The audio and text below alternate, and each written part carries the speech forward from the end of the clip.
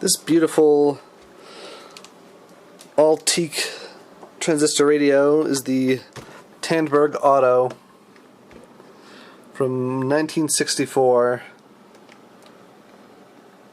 This particular one was made on November 22nd, 1964. There was a date stamp on the circuit board. This one was actually still playing pretty well when I got it, and it sounds even better now that it's been recapped. None of the capacitors were actually fully failed in this thing, and even more surprisingly, the original voltage regulator is still working. I didn't replace it on this one. I'm kind of on the fence whether or not I should have, because I've seen several of those fail on Tandberg radios, so this one's life is probably limited. I don't think this radio was used very much, and maybe that's why that voltage regulator still is functional. You can see it's in really near mint condition. Some little scratches, you know, here and there, but it doesn't really get any better than this. Unlike most radios, when the power switch is out, it's on.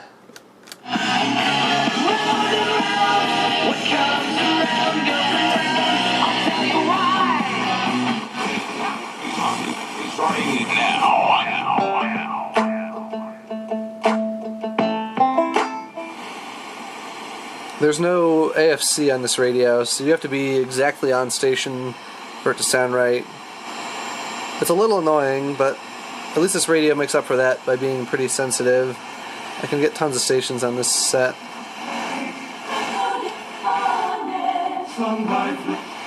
I want to see Jesus when I die. Oh, yeah. Well,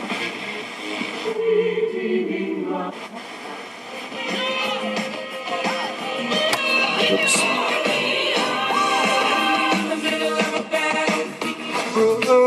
I almost hit myself in the eye with the antenna.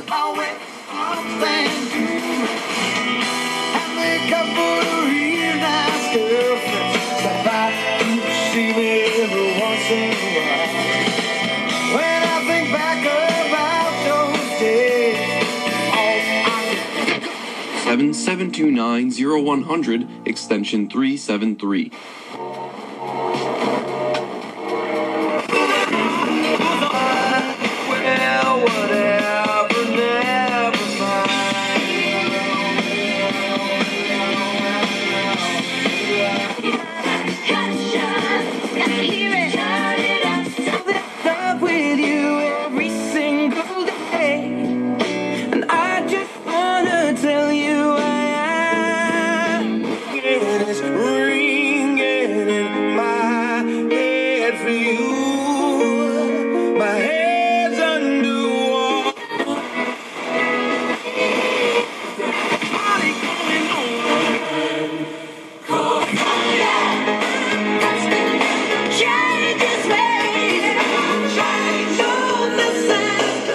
This radio has a feature where you can reduce the battery consumption by essentially turning off the bass response.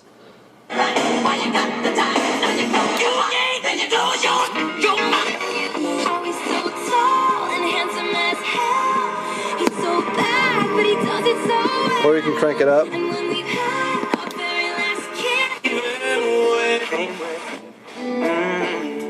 I know you will still love.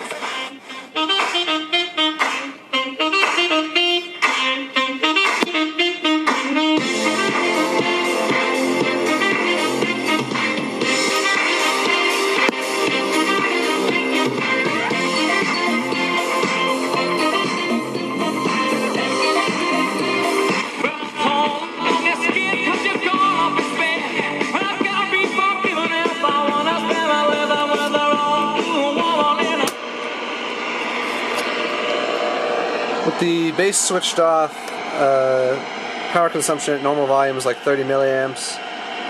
But when a song has a ton of bass, power consumption can spike up to like around 200 milliamps. So it makes a big difference. The speaker's not that big on this set compared to later Tandbergs.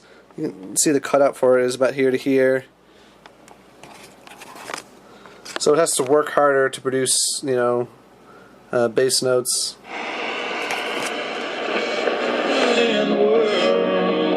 If I told you my heart couldn't beat one more minute without you, girl, would you accompany me?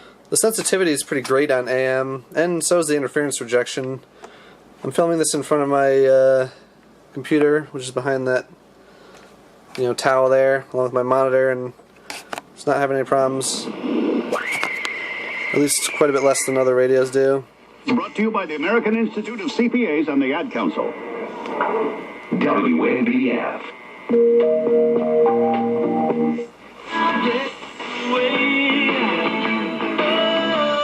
Wilson has trailed by 14 points in the first quarter in his career.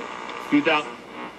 All right. And frankly, they shouldn't have been in that position anyway because that fluky Hail Mary. Yeah, although there was pass.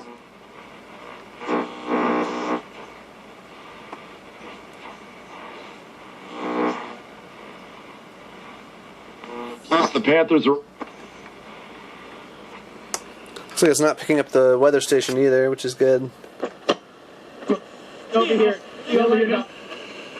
Got a local weather station on 16 megahertz, and a lot of radios pick that up, you know, around 1.6 megahertz,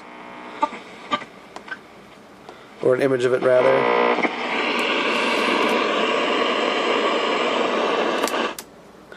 It's around 130 right now, so there's nothing to pick up on shortwave, but at night it does pick up a decent number of stations. There's no fine-tuning control, and the shortwave band is pretty wide, from about 6 to 18 megahertz. So tuning is a little tricky, but you can pick up a good number of stations. Love the symmetry on this set. When the antenna is retracted, it, you know, matches well with the dial light button over here.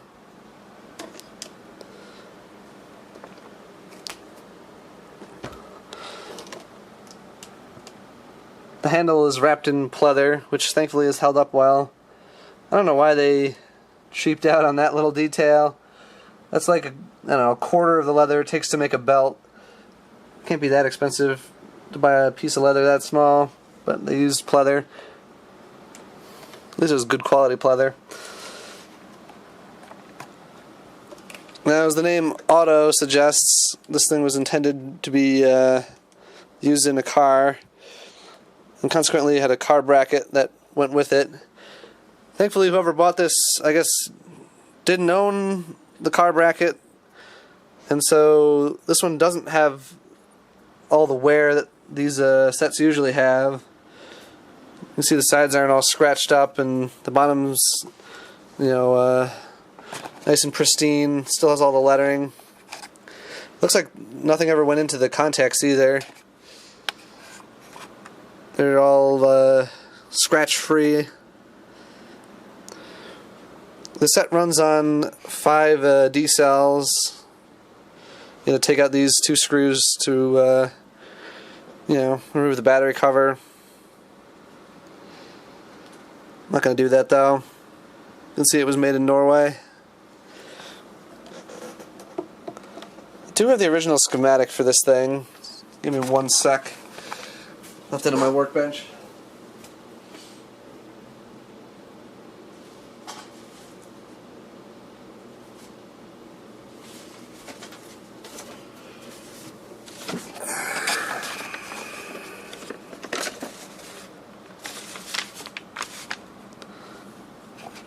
It was tucked away inside the case behind the battery holder. It's a 9 transistor set. 4 of those transistors are used in the audio section. There's the voltage regulator. If I'm understanding that correctly, it's supposed to have a voltage drop across it of 1.5 volts at 10 milliamps. And I did measure it, and I was measuring 1.5 volts, so it seems alright. There were a fair number of electrolytic capacitors in this thing, and as is usually the case, the last ones you replace are the ones that are bad. There was like a little 1 microfarad cap that I almost missed. I just was looking over the schematic as I was about to close the setup, and I was like, oh, I don't remember replacing that. So I located that, and that one was bad, or at least, you know, way out of tolerance. It wasn't open or shorted, but it still wasn't good.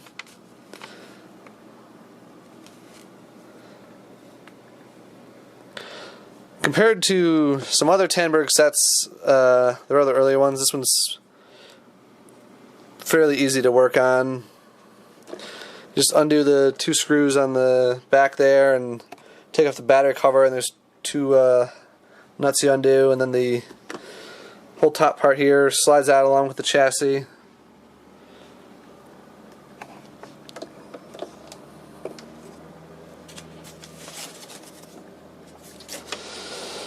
On the back there's what I believe are alignment instructions, just based on what I can read on there, but it's in Norwegian, so I really have no idea what it says.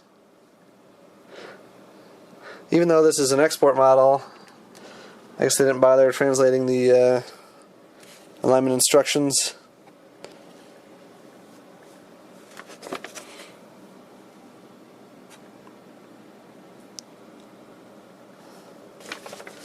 There's the output transistors. And inside this little metal box are the input and output transformers. Later Tandberg sets just use capacitively coupled output stage. Well, thanks for watching.